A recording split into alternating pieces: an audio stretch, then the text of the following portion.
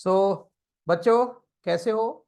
उम्मीद करता हूं आज 18 मार्च 2024 का आपका पेपर अच्छा हुआ होगा। वैसे तो अब नेक्स्ट पेपर आपका 23 तारीख को अकाउंटेंसी का है, तो मैं तो यही चाहता हूं कि आप उस पर फोकस करें। लेकिन मेरे पास बार बार बच्चों के कॉल आ रहे हैं, मैसेज आ रहे हैं कि सर इसका आंसर बता दो, उसका आंसर बता दो। वैसे तो मैं इसको बिल्कुल भी रिकमेंडेशन नहीं करता हूं कि बच्चे अब आप बीच में डिस्टर्ब हो कि इसका आंसर जानकर, लेकिन फिर भी कुछ ऐसे लोग हैं जो आंसर जानना ही चाहते हैं या कुछ टीचर्स हैं जो आंसर जानना चाहते हैं। तो उनके लिए मैं आज 18 मार्च 2024 को हुआ पेपर दिल्ली रीजन सेट 1 2 3, जो कि तीनों ही बिल्कुल सेम सेट है, सिर्फ दो क्वेश्चन तीनों सेटों में डिफरेंट है और सारे क्वेश्चन बेटे बिल्कुल सेम है। एमसीक्यू तो सभी सेटों के बिल्कुल सेम है। तो मैं एक सेट आपको पूरा एक्सप्लेन करके यहां पर दिखा रहा हूं। तो देखिए, अगर आपको ज्यादा ही उत्सुकता है आंसर जानने की तो आप देख लीजिए, अदरवाइज मैं तो यही कहूंगा कि आप पेपर खत्म होने के बाद ही आंसर जाने। तो चलिए मैं आपको आंसर समझाता हूं। सो सबसे पहले तो बेटे आप ये चेक कर लें कि आपका जो सेट देख रहे हैं वो आपका यही है या कोई दूसरा सेट है। मैं दिल्ली रीजन में हुए पेपर्स को डिस्कस कर रहा हूं, दिल्ली के बाहर के बच्चों का पेपर अलग होता है। तो ये सेट कोड है 5851, ये सेट 1 है 5851। इस कोड के आंसर्स मैं आपको एक्सप्लेन कर रहा हूं विद रीजन, देखिएगा। सो सबसे पहले फर्स्ट क्वेश्चन है आपके पास, this is the first question. Look at this. The question says that ex post savings and ex post investment are equal at all level of income. तो yes, this statement is perfectly true कि जो ex post होते हैं वो हमेशा saving और investment equal होते हैं, पर पॉइंट भी x post. But x anti वाले ओनली इक्विलिब्रियम पर ही इक्वल होते हैं। ये कॉन्सेप्ट आपको पता होना चाहिए था। तो दैट मीन्स कि इफेक्टिव डिमांड वही होता है जिसपे एडी इक्वल्स टू एएस होती है। तो इक्विलिब्रियम लेवल पे एक्स एंटी की बात हो रही है कि ये इक्वल होगा, that means output, output means aggregate supply. तो yes, the statement is also true. So both statements are in this case are true. तो आंसर शुड बी सी। और बेटे ये सेट 2 में और 3 में भी था। अगर सेट 2 की बात करें तो ये क्वेश्चन नंबर 4 था, और सेट 3 की बात करें तो क्वेश्चन नंबर 10 था। तो आप अपने अपने देख लीजिएगा, सेट 1 में क्वेश्चन नंबर 1 है, सेट 2 में क्वेश्चन नंबर 4 है, और सेट 3 में क्वेश्चन नंबर 10 है। इसके बाद नेक्स्ट क्वेश्चन की हम बात करेंगे कि identify which of the following is not considered as normal residents of India. तो बेटे आपको डेफिनेशन याद होनी चाहिए नॉर्मल रेजिडेंट्स की। The person who lives in a country continuously more than 1 year and his her economic interest lies with in that country is called as normal residents. So यहां पर एक इंडियन है लेकिन वो बाहर की कंपनी में 1 साल से बाहर रह रहा है, तो इसलिए हमारा ये नॉर्मल रेजिडेंट सब नहीं माना जाएगा। तो परफेक्ट आंसर है डी। ये तीनों ही सेटों में था, और एमसीक्यू में बार बार बताऊंगा नहीं कि ये तीनों ही सेटों में है। आप अपने अपने सेट में देख ले कि आपके सेट में कहां पर एक क्वेश्चन एग्जिस्ट करता है। Then question number 3, question number 3 says in a hypothetical economy additional income consumed, additional income means delta Y. जितना भी डेल्टा वाई हो रहा है वो डेल्टा सी होता है, दैट मींस डेल्टा वाई और डेल्टा सी इक्वल है।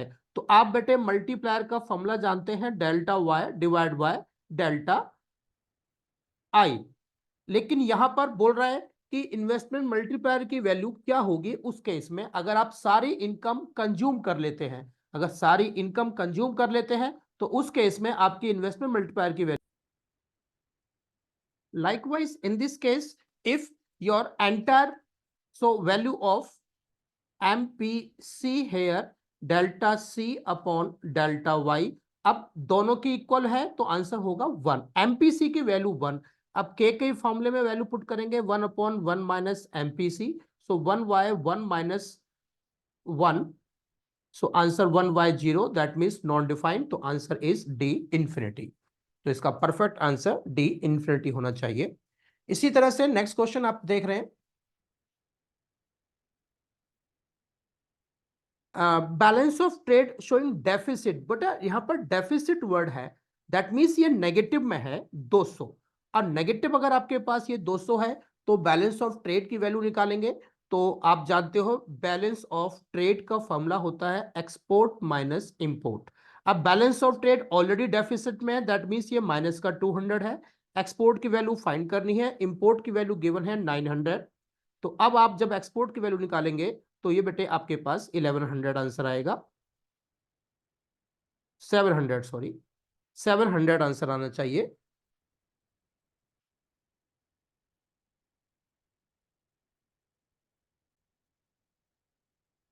So perfect answer is here C. Then next question here. The question says that Mr. Saharta borrowed funds from a bank purchasing a new house. नया घर purchase करने के लिए उन्होंने बोरो किया है, और borrow is consider as deferred payment का मनी का फंक्शन, तो स्टैंडर्ड ऑफ डेफर्ड पेमेंट इसका आंसर होना चाहिए। Next one says APS where APS is zero. बेटा एपीएस जीरो कहां होगा?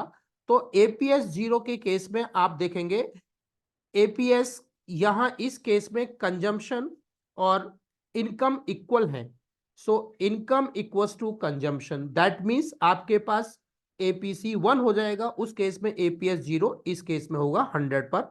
तो परफेक्ट आंसर है 100 पर।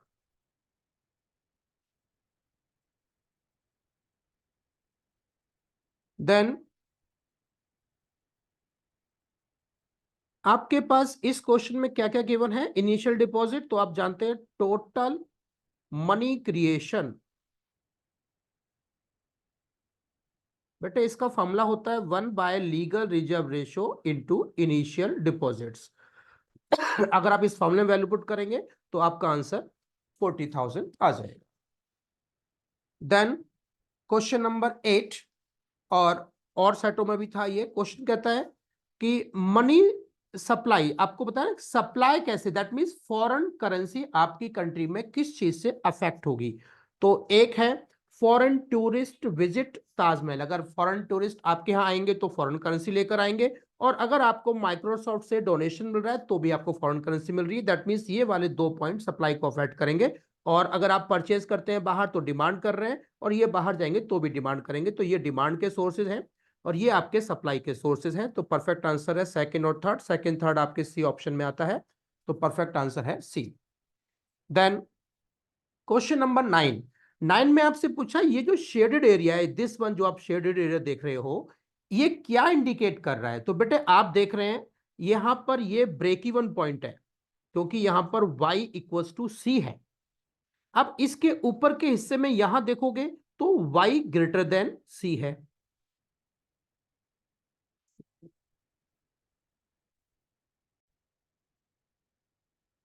इधर आपके पास इनकम ग्रेटर देन सेविंग है, और आपकी इनकम ग्रेटर देन सेविंग होगी, कंजम्पशन होगा, तो आपका उस केस में जो सेविंग होगी वो भी आपकी प्लस में हो जाएगी, दैट मींस जीरो से ज्यादा होगी। तो परफेक्ट आंसर होना चाहिए आपके पास इसमें, ये जीरो भी नहीं होगी, इन कंजम्पशन ज्यादा नहीं है, तो आंसर ये और ये दोनों है, that means third and fourth option इसके अंदर आपके पास है। देन क्वेश्चन नंबर 9 की हम बात कर रहे हैं, एक विजुअली इंपायर्ड के लिए था। तो क्वेश्चन कहता है एमपीएस इज स्लोप ऑफ, तो एमपीएस सेविंग फंक्शन का स्लोप होता है। Then question number 10, the balance of trade deficit is based on, तो बेटा बैलेंस ऑफ पेमेंट में डेफिसिट है, तो बैलेंस ऑफ पेमेंट में डेफिसिट जो होता है वो ऑटोनोमस आइटम्स के कारण होता है, क्योंकि अकोमोडेटिंग आइटम्स तो हम उसको बैलेंस करने के लिए यूज करते हैं, बाद में जब वो डेफिसिट निकलता है तब उसको बैलेंस करते हैं, तो इसलिए परफेक्ट आंसर है ए। इसके बाद एक ये न्यूमेरिकल क्वेश्चन है, और न्यूमेरिकल क्वेश्चन बेटा ये दोनों ही क्वेश्चन तीनों सेटों में बिल्कुल सेम थे, तो आप देख लें एक बार इसका सॉल्यूशन कैसे होना चाहिए था। तीनों ही सेटों में बिल्कुल सेम थे। अगर हम बात करें हर सेट में, तो एग्जिस्ट तीनों ही और वाले क्वेश्चन ये भी सारे सेम थे। तो सबसे पहले क्वेश्चन की हम बात करेंगे, जस्ट अ मिनट मैं कुछ जगह बना लूं, यस नाउ। आप जानते हैं वैल्यू ऑफ आउटपुट, तो वैल्यू ऑफ आउटपुट फॉर्मूला है डोमेस्टिक सेल्स।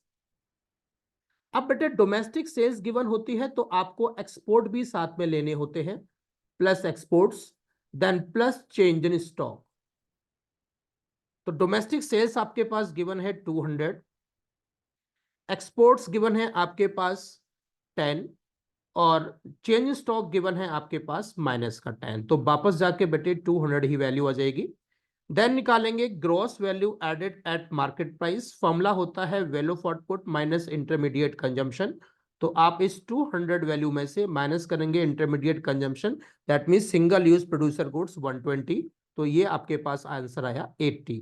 लेकिन आपको कैलकुलेट क्या करना है, net value added at factor cost. आप निकाल चुके हैं gross value added at market price, now minus depreciation and minus net indirect taxes. ये दो वैल्यूज आप माइनस करेंगे। सो 80 डेप्रीशिएशन बेटे 5 ईयर स्पैन है, 15 है, दैट मीन्स 15 को आप 5 से डिवाइड कर देंगे तो आपकी डेप्रीशिएशन आएगी। और NIT नेट इनडायरेक्ट टैक्सेस आपको 20 दे रखा है, तो अब final answer 20 -3 -20, so this is now you can say 57 answer है लाख के अंदर और ये रुपीज में। ये इसका आंसर होना चाहिए था क्वेश्चन में 11। इसमें चॉइस में भी था, अगर आपने ये क्वेश्चन अटेम्प्ट नहीं किया तो चॉइस में है, आप चॉइस वाला क्वेश्चन भी कर सकते थे। आपके पास नेट इनडायरेक्ट टैक्सेस फाइंड करना है और आपको गिवन है NNP एट MP। ये 6 बेसिक पॉइंट पे कन्वर्ट करके आप कर सकते थे। Gross national product at factor cost. अब बेटे आपको ग्रॉस को नेट करना है तो माइनस डेप्रीशिएशन होता है, और FC को MP में कन्वर्ट करना है तो प्लस नेट इनडायरेक्ट टैक्स होगा।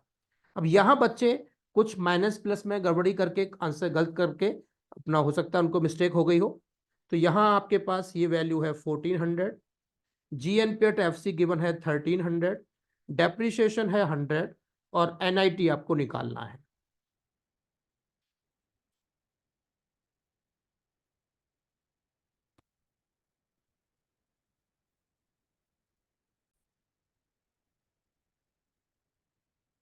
सो नाउ वैल्यूज पुट करेंगे आप।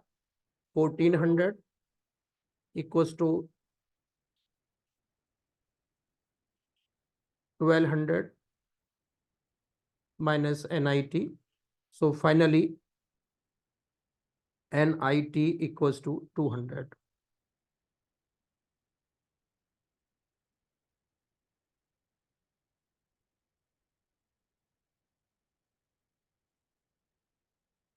प्लस होगा NIT, तो ये 200 वैल्यू आपकी आएगी इसमें। इसके बाद बेटे थ्योरी वाले क्वेश्चन ऑलमोस्ट सारे सेम हैं हर सेट में, फिर भी मैं आपको रफली जल्दी से बता देता हूं। कहता है trade deficit must exist if a country is facing situation of current account deficit. तो बेटे करंट अकाउंट डेफिसिट में भी आपके विजिबल यूनिट आते हैं और ट्रेड डेफिसिट में विजिबल आइटम्स आती है, तो दोनों केस में होगा, आप इसको डिफेंड कर दीजिएगा। देन एक क्वेश्चन ये था, ये दो सेटों में तो लगभग एक जैसी वैल्यू आ रही थी और एक में थोड़ा सा चेंजेस था, तो अभी वो हम क्वेश्चन कर देंगे इसको अलग से। इस क्वेश्चन में आप देखेंगे कि आपको इन्वेस्टमेंट निकालना है, तो आप यूज कर सकते हैं y equals to C bar plus BY और प्लस I। आपके पास सारी वैल्यूज गिवन है। y गिवन है बेटे 10,000, C बार ऑटोनोमस कंजम्पशन है 100, B MPC गिवन है 0.8, y की वैल्यू फिर से आप पुट कर दीजिए 10,000 और I आपको कैलकुलेट करना है। तो अब आप इसकी कैलकुलेशन कर लीजिए। 10,000 इक्वल्स टू ये आपके पास आ जाएगा 8100 और plus I, so finally I is equals to 1900। यही क्वेश्चन सेट 2 में 2 में भी था। 2 में थोड़ा सा चेंज था, मैं आपको दिखा देता हूं कि 2 में क्या चेंजेस था। और सेट 2 में थोड़ा सा चेंज में था क्वेश्चन। अब सेट 2 की बात करेंगे तो यहां पर वैल्यू सिर्फ आपकी चेंज कर दी गई है। Look at this is given as 0.2, so 0.2 value given है यहां पर, और इस वैल्यू को आप वापस आके 0.8 में कन्वर्ट कर देंगे तो सेम आंसर आ जाएगा इसका भी 1900। इसके बाद हम सेट 3 की हम बात करें तो सेट 3 में भी बिल्कुल सेम ही क्वेश्चन था आपके पास। सेट 3 में थोड़ा सा चेंजेस था इस क्वेश्चन के अंदर। ये बेटे सेट 3 में क्वेश्चन था आपके अगर हम बात करें तो सेट 3 में ये क्वेश्चन था आपके पास, सेट 3 में इसमें चेंजेस आ गए थे। इसमें आप पूछा है इन्वेस्टमेंट मल्टीप्लायर। तो बेटे मल्टीप्लायर के लिए आप देख रहे हो एमपीएस गिवन है, तो फॉर्मूला मल्टीप्लायर का हो जाएगा 1y एमपीएस। तो 1y 0.5, आंसर आपके पास 2 आ गया। इसके बाद आपसे पूछा है इक्विलिब्रियम लेवल ऑफ इनकम, तो आप उसके लिए यहां पर यूज करेंगे सी बार प्लस बी वाई और प्लस आई। ये आप इक्विलिब्रियम के केस यूज करें। यहां पर ये डेल्टा आई गिवन है, इसका कोई यूज नहीं है। तो y आप वैल्यू पुट करें, y इक्वल्स टू सी बार। अगर एमपीएस 0.5 है तो एमपीसी भी आपके पास सी बार हो जाएगा, ये 50 है आपके पास, b 0.5 हो जाएगा और y आपको फाइंड करना है, प्लस i गिवन है 100। So y minus 0.5y equals to ये हो जाएगा 150। सो 0.5y equals to 150. Now y equals to 150 divided by 0.5. Answer is 300.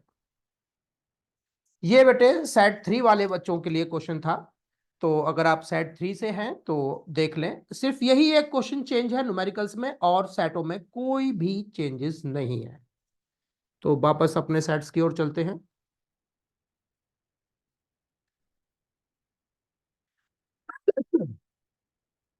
इसके बाद आपके पास ये थ्योरी वाले क्वेश्चन तीनों ही सेटों में बिल्कुल एक जैसे हैं। जैसे with the objective to reduce inflation, government में रिड्यूस पब्लिक एक्सपेंडिचर, तो बिल्कुल सही बात है। अपने गवर्नमेंट इन्फ्लेशन रिड्यूस करने के लिए एक्सपेंडिचर्स कम करती है, बिकॉज पब्लिक का एक्सपेंडिचर गवर्नमेंट की गवर्नमेंट का एक्सपेंडिचर पब्लिक की इनकम बन जाता है, तो उस केस में अपने एक्सपेंडिचर्स को कम करते हैं। और इफेक्टिव डिमांड प्रिंसिपल, तो ये आपके बस है। फिर एडीएएस, अब देखोगे सारे ओपन मार्केट ऑपरेशन, तो सब ये क्वेश्चन जनरल है, तो अगर आप थोड़ा सा बेसिक को जानते हैं तो ये आंसर्स कर सकते हैं। अब हम पार्ट बी की हम बात करेंगे। पार्ट बी में आपके एमसीक्यू बता देते हैं। तो पार्ट बी में सबसे पहले आपके पास ये तीनों में फिर से बता दूं, तीनों सेटों में सेम क्वेश्चन थे ये। India could not develop a sound industrial base during British rule, तो बेटे बिल्कुल सही बात है कि हमारा कोई इंडस्ट्री वहां पर डेवलप हो ही नहीं पाई थी, ये सेंटेंस बिल्कुल ट्रू है। उसके बाद Britishers followed restrictive trade policy विच स्ट्रेंथन इंडियन हैंडीक्राफ्ट, तो उन्होंने ट्रेड पॉलिसी बहुत ही रेस्ट्रिक्टिव कर दी थी, हमारी हैंडीक्राफ्ट रूड हो गई थी, तो बिल्कुल परफेक्ट, यहाँ पर ऑल इज गुड कह सकते हो, आंसर ए। इसमें एक मैचिंग वाला क्वेश्चन था कि बताना है आपको करेक्ट पेयर, तो करेक्ट पेयर यहां पर है कि less stress on usage of natural resource पे कम से कम इफेक्ट होगा अगर आपके देश में पॉपुलेशन डेंसिटी लो होगी, तो ये वाली बात बिल्कुल सही है, तो आंसर है सी। देन नेक्स्ट क्वेश्चन है after independence rational behind choosing modernisation, तो मॉडर्नाइजेशन की बेटे आपको डेफिनेशन पता होनी चाहिए। तो मॉडर्नाइजेशन की डेफिनेशन में आपको बोला है कि मॉडर्नाइजेशन का मतलब होता है कि अपना सबसे पहले तो टेक्नोलॉजिकल अपग्रेडेशन होना चाहिए, दूसरा to bring positive change in social outlook, अपना सोशल आउटलुक को भी चेंज करना पड़ेगा, दैट मींस विमेन एम्पावरमेंट देना पड़ेगा। तो सही ऑप्शन फर्स्ट और थर्ड है, और फर्स्ट और थर्ड ऑप्शन सी के अंदर है। इसके बाद नेक्स्ट है, आप देख रहे हैं यहाँ पर एक पिक्चर बनाया हुआ है, पूछ रहा है कि ये कौन सी एक्टिविटी है, तो आप साफ साफ इसको तो सही बच्चे कर सकते थे, ये है आपके पास एनिमल हस्बेंड्री। इसके बाद अगर आप विजुअली इंपायर्ड की ओर देखें तो इसका आंसर बेटे ऑर्गेनिक है। Then outsourcing is one of the important source of globalisation process, बिल्कुल सही स्टेटमेंट है। साथ में ओइंग ग्लोबलाइजेशन इंडिया में Indian companies have expand operation abroad, इसकी वजह से इंडिया ने भी बाहर अपनी एस्टेब्लिशमेंट किया है, तो बिल्कुल सही, both statements are perfect, so C option. Then ये तो आपको पढ़ा पढ़ा के बहुत बढ़िया कि पाकिस्तान ने सॉरी पाकिस्तान ने अपना इकोनॉमिक रिफॉर्म्स कब किए, तो 1988 में पाकिस्तान ने किए थे, उससे 10 साल पहले 1978 में चाइना ने किए थे, फिर हमने लास्ट में 1991 में इंडिया ने किए थे, पर यहां पर पाकिस्तान का पूछा है तो 1988।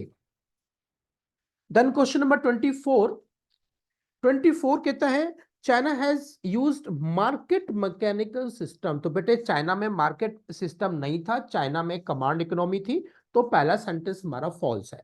और दूसरा है India Pakistan China have similar physical environment but totally different political system, तो यस ये हमारा स्टेटमेंट सही है, तो आपके पास आंसर होना चाहिए बी, पहला फॉल्स है दूसरा ट्रू है। देन इंडिकेटर, जिससे आप पॉलिटिकल डिसीजन मेकिंग फ्रीली होके कर पाएंगे, उसे बोलते हैं लिबर्टी इंडिकेटर। तो परफेक्ट आंसर डी होना चाहिए। Then casual workers, casual workers had a permanent base. बेटा कैजुअल और परमानेंट कैसे हो सकते हैं, तो स्टेटमेंट तो फॉल्स हो गया। Then workforce comprise both employed and unemployed, मतलब वर्कफोर्स नहीं, ये लेबर फोर्स होता है। तो लेबर फोर्स दोनों के दोनों लेता है, वर्क फोर्स नहीं होना चाहिए। वर्क फोर्स में वो होते हैं जो सिर्फ काम कर रहे हैं। तो इसलिए हमारे पास दोनों ही स्टेटमेंट फॉल्स है, आंसर है डी। और अगला है माइक्रो फाइनेंस। तो माइक्रो फाइनेंस बेटे सेल्फ हेल्प ग्रुप को बोलते हैं, तो यहां पर सेल्फ हेल्प ग्रुप आंसर आना चाहिए। ये थे तीनों ही सेटों में सभी आपके क्वेश्चंस। उसके बाद और जितने भी क्वेश्चंस आप देख रहे हैं वो सब के सब मिक्सअप है। सिर्फ दो ही क्वेश्चन, एक न्यूमेरिकल क्वेश्चन अलग है और एक क्वेश्चन बाद में थ्योरी का अलग है, जो अलग अलग सेटों में डिफरेंट है। तो केवल आप सुएज कैनाल ओपन, तो आप सबको पता है सुएज कैनाल ओपन 1869 में ओपन हो गया था। उसके बाद ब्रिटिशर्स ने हम अपने फॉरेन ट्रेड पे अच्छे से उन्होंने मोनोपोली बना ली थी। इंडियन रेलवे की बात करें तो रेलवे 1850 में इंट्रोड्यूस हो गया था। उसके बाद डेवलप होने से इंडियन रिसोर्सेज का एक्सप्लोटेशन तेजी से होने लगा था। उसके बाद 29, बेटा यही एक क्वेश्चन ऐसा है जो तीनों सेटों में अलग है। तो यहां पर आपसे पूछा है affordable health care facilities. Set 2 की हम बात करें तो वहां पर जो ऑन द जॉब ट्रेनिंग था, एक में अलग। तो इस तरह के अलग अलग हैं। इसमें फिर आपके पास ये टेबल वाला क्वेश्चन जैसे पता ये आता ही आता है। तो ये आपको टेबल समझाना था और उसको इम्पैक्ट बताना था कि क्या इसके इम्पैक्ट हो सकते हैं। देन इंफ्रास्ट्रक्चर डेवलपमेंट है, और ये सारे क्वेश्चन लगभग सेम है, आपके एनसीईआरटी बेस्ड है, बस थोड़ा सा लैंग्वेज को उन्होंने किया हुआ है। इस क्वेश्चन में आप देखेंगे तो यहाँ लिखेंगे आप जॉबलेस ग्रोथ के बारे में आपको इसमें एक्सप्लेन करना था। ये जॉबलेस ग्रोथ है कि आपकी ग्रोथ बढ़ रही है, देखिए 7.8 है, लेकिन आपका जो एम्प्लॉयमेंट है वो ओनली 1.12% है। तो this is called jobless growth. तो आप इसमें जॉबलेस ग्रोथ के बारे में एक्सप्लेन करेंगे। देन आउटसोर्सिंग, तो आउटसोर्सिंग के आपके इसमें बेनिफिट्स और फेवरेट पूछा है कि इंडिया क्यों फेवरेट है। तो इंडिया में स्किल्ड लेबर है, इंडिया में आपके पास टेक्निकल है और रिसोर्सेज हैं, आप बता सकते हैं। इसी तरह से है लैंड रिफॉर्म्स की जरूरत क्यों थी और क्यों हमने इंप्लीमेंट किए थे, तो ये आप मेंशन करेंगे। रिफॉर्म्स, पुअरली परफॉर्म रिफॉर्म्स क्या था इंडस्ट्री सेक्टर ने, इसको एक्सप्लेन करना है। देन एक ये पैसेज था जो कि बहुत ही अच्छा पैसेज उन्होंने इस बार दिया है, और खास बात है कि इस बार आपके इस पैसेज में जनरली हम बोलते हैं कि बच्चों को कि भाई आंसर सस्टेनेबल डेवलपमेंट तो आपको अपने आप लिखना था, और इन दोनों के आंसर्स आपको आपके इस पैराग्राफ से ही मिल जाएंगे। तो हम बात करें कौन कौन से प्रोजेक्ट हैं, तो प्रोजेक्ट आपके इसके कौन कौन से हो सकते हैं, तो वो है energy, climate change, green transportation, sustainable water. ये बच्चा जो भी लिख देगा उसको मार्क्स मिल जाएंगे। इसी तरह से business get benefit from the green house. तो ग्रीन हाउस से क्या बेनिफिट है, एक तो आपकी इससे ब्रांड वैल्यूज बढ़ जाएगी, देखिए ब्रांड वैल्यू बढ़ जाएगी, और दूसरा आपका सेविंग कॉस्ट है और बूस्टिंग। तो बेटे आपके इसके आंसर्स इसी पैसेज से आप देखकर भी लिख सकते थे। तो उम्मीद करते हैं आपका पेपर अच्छा हुआ होगा, और ऑल दी बेस्ट आपके रिमेनिंग एग्जाम्स के लिए। और CUET में अब आपको अपना बेस्ट देना है। इस पेपर में जो हुआ वो हुआ, आप उसका कोई रिग्रेट ना करें, नंबर कम आने से कुछ नहीं होने वाला। अब आप बेस्ट करिए CUT के अंदर। So all the best.